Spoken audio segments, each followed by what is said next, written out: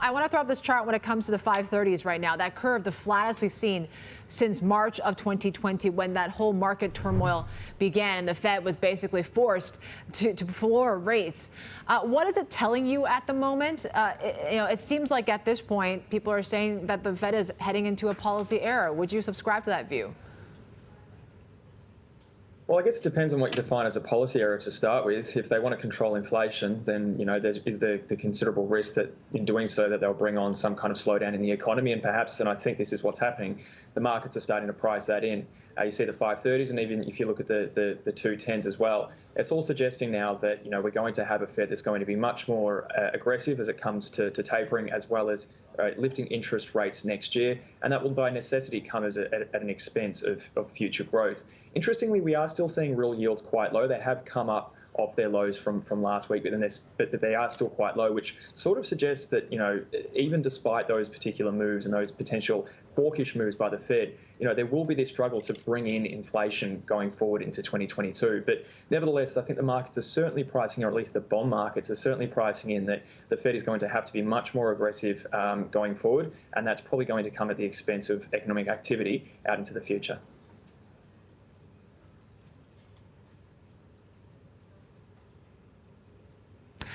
What does this mean for how to express that then? I mean, most people are saying that, look, it means you buy dollar and you sell tech.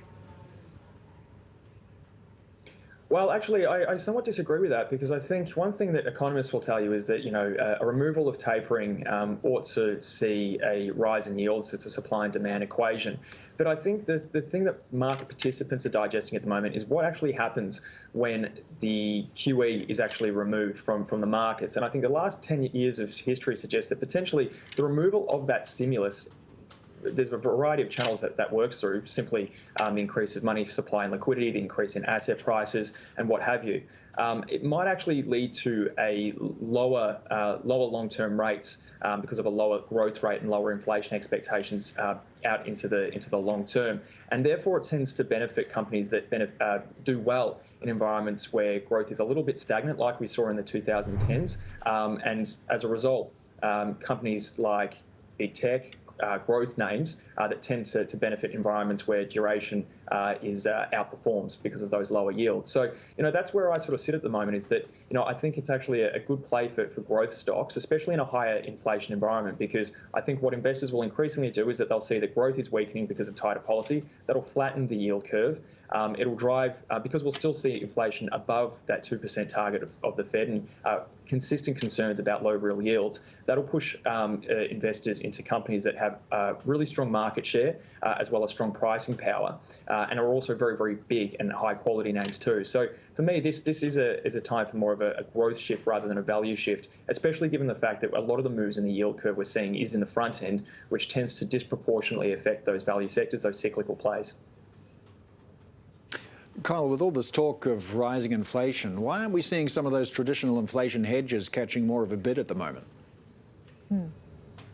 I think we're seeing an element of that. I mean, for me, this goes back to the question that we just covered off then, is that, where are investors going to park their money if we are in a higher inflation regime, and if we're in an environment where effectively the Fed's trying to play catch up by reining it in? And there's going to be, I think, an interesting divergence that, will probably fly in the face of, at least the relationships that we've seen over the last 18 months, this sort of, pretty simple growth versus value dichotomy, as well as, of course, the kind of heuristics that investors use when we talk about higher growth versus lower growth. And that's where we'll see, on the one hand, investors moving into companies and assets as well that are exposed to real assets. And I think that's commodities in particular. We should see commodity prices rise, again, real assets rise on the basis that if real yields are low and inflation continues to push higher, and we continue to see the factors driving inflation higher persist into 2022. But on the flip side of that too, I think we're also going to see investors targeting companies that, like I said before, have market dominance, so high market share, high pricing power, and aren't as attached to the physical economy either, and they can pass on those higher costs that they do wear to consumers, and even where some of those higher costs that are existing in the real economy as well. So for me, again, a part of it goes back to that play into quality names, and a lot of big tech names fall into that, so the growth plays too. But there'll be pockets of that value play will emerge that'll be very, very positive as well. There will be those names that are tied to the value of real assets that should see their profits rise as inflation pushes up, again, commodity prices and things like that. Kyle, you mentioned the consumer there. I just want to get your take on the health of the consumer. Black Friday happening today. We're expecting some rather underwhelming numbers. What are your expectations? Well, at the moment, I'm really interested to see how we play out in terms of the data throughout the month of December, because I'm starting to suspect that there's two things actually driving the strong consumption we've seen, at least in the United States, over the last couple of months, and that's twofold. One is basically people bringing forward their buying for Christmas because everyone's worried about supply chain disruptions and not getting their stuff for Christmas.